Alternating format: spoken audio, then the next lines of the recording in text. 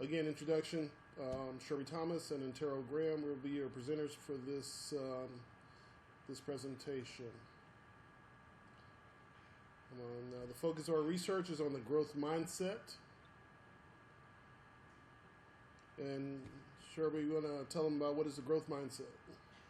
Sure, glad to. Okay, growth mindset is based on the research of Carol Dweck. And what she describes as growth mindset is a growth mindset is one in which a person believes that his or her intelligence is malleable or that it can change or that it can grow.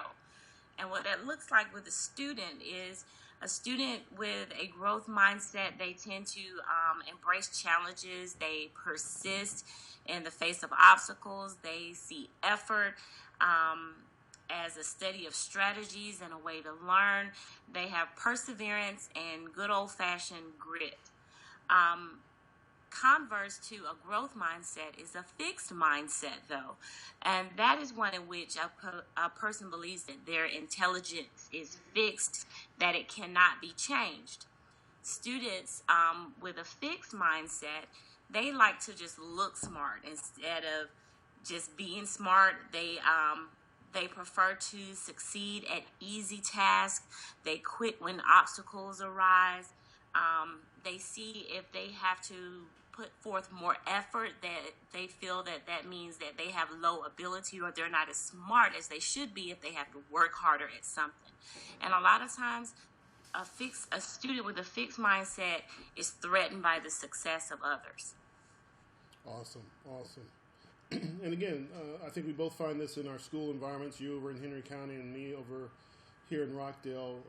Students every day, and in my case, with a specialty school focused on the sciences, you see this in our students. And so, as we continue, what is the growth mindset? Again, it's a mastery goal oriented and focused on learning.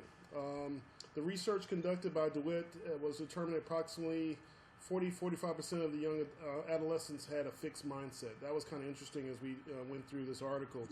And the growth mindset, about 10 to 15% fall in between the growth model and the fixed model. So, again, as you guys are looking at your respective students out there in your buildings, it's an opportunity for you to kind of look and see the difference in between the two, sets of students. Kind of give an article overview. It was Dr. Julie Eperez, Dr. Lee Schumaul, and Dr. Jennifer Schmidt who did some research back in 2014. And what they focused on with the growth model in the science classroom was three things. They wanted to compare gifted and regular student beliefs about the malleable of intelligence in science. B, they wanted to investigate whether the teaching gifted and talented middle school students about malleability of the brain and the study skills help them to develop a growth mindset, and that came from DeWitt as well. And then finally, they wanted to examine whether there were teacher effects in the impact of that intervention. So those are the three things that they covered very effectively in this article. As we continue, the research investigates the growth mindset regarding science. And again, this was gifted students that was identified by using a state test, and they pulled them out. And again, they wanted to do, and you'll see later on in this presentation, where they did some interventions. And again, how was those interventions taking place? And the second purpose of research was to examine how gifted students responded to that intervention aimed at increasing that growth mindset. So the method of research, Shelby, what do you think? Well, for the method of research, the data was used and it was collected as a part of the incremental mindset and utility science learning and engagement. I know that's a mouthful, but that's the short version is iMuscle.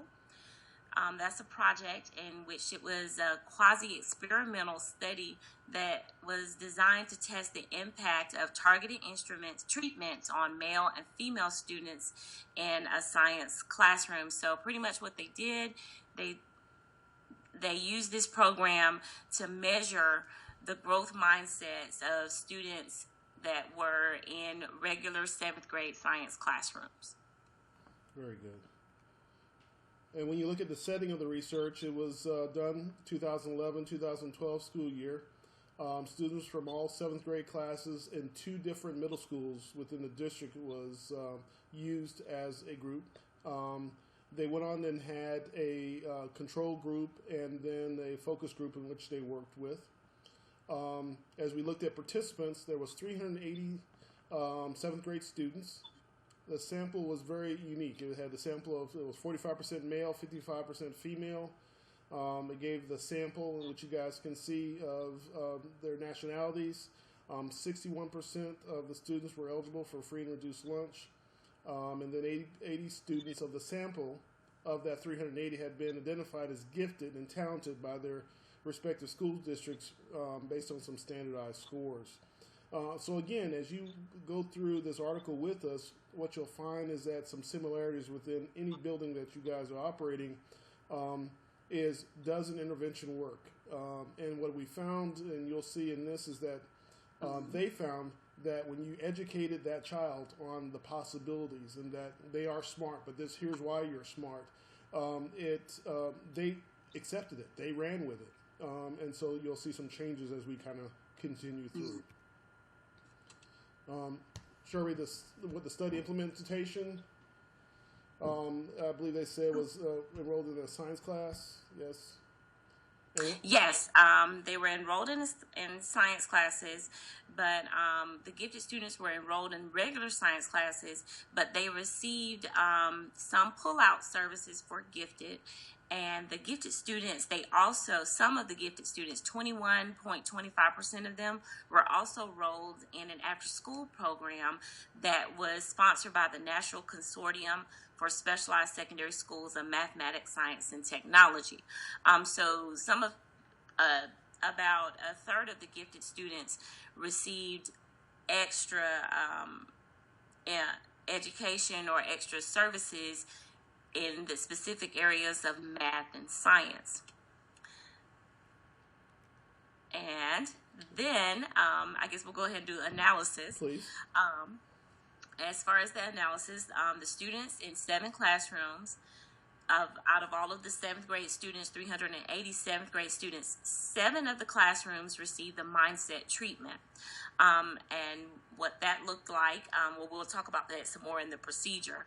And then the remaining 9 classrooms served as controls for the mindset treatment, so they received no mindset treatment. In the procedure. So in the procedure, they use something that I was not familiar with, the brainology intervention. Looks like it was something that Dr. DeWitt actually came through her research and came up with. And it's based on 4 things. The goal of the program is to encourage a growth mindset in the learners, as we said earlier. It teaches how the brain works, that effort and learning strategies will improve one's intelligence. And again, they allow the kids to say, hey, they can make a difference in their learning lifestyles. The students participated in an interactive program. It was a software-based program for 6 weeks. And then at the end, they also took 4 surveys on a 6-point scale. Again, trying to collect as much data as they can on these kids with the control group as well as the gifted group. And so again, I believe a very thorough set of procedures in which they were trying to target those gifted kids to see if they made a difference. As we look at the results. Exactly. Well, the research was conducted and to determine the comparison of a growth mindset model between gifted and regular education students. And yes, we already stated that. Prior to the intervention, a comparison of the beliefs of intelligence, malleability of gifted and talented students and regular education students showed that the gifted students were more likely to believe that intelligence in science is malleable. So pretty much what all of that meant is they gave a survey, and based on the answers to the survey, when they compared the gifted students' answers to the regular education students' answers, the more of the gifted students believed that, yes, that their intelligence in the area of science could be changed, it could grow. So they kind of had, before even the mindset treatment or the mindset intervention, they kind of already were predisposed to the fact that, yes, my intelligence in the area of science could be changed. But then, as far as the further with the results, the gifted and the talented students who participated in the intervention with the brainology treatment, their growth mindset did grow even further than what it was initially before the intervention, whereas the regular education students, their beliefs about the malleability of their intelligence actually decreased. Further analysis that wasn't shown in this study, and they made a point to say that they did not show this analysis, that the change was maintained through the follow-up demonstrating the lasting effect of the intervention. So even after the intervention was completed, they just made a point to say that even after the intervention was completed, this change in the students' understanding of their mindset and how their brain worked continued. Awesome. All right, we'll move on a bit further. And so some of the discussions that was made from this is that the growth mindset students with a growth mindset are more likely to seek out opportunities to learn. They extended beyond the assigned requirements. So as you look in your respective buildings, look for some of these traits. Pursuing learning opportunities for both in and out of the classroom. Embracing and persisting in the face of challenge. And utilize both feedback and study strategies to improve. Again, the growth kids really wanted to, and they were excited by this research of the possibilities. And then when you looked at the fixed mindset, again, they adopted that maladaptive, counterproductive educational pattern that says, I've always been told I was smart, I'm smart, and they went from there. As we continue, the conclusion of this is the research showed that gifted and talented students changed the view on their intelligence as they were taught. And so key in our respective buildings is finding those fantastic teachers, those exciting teachers that will really stimulate the growth of our kids intellectually. Okay. Yeah.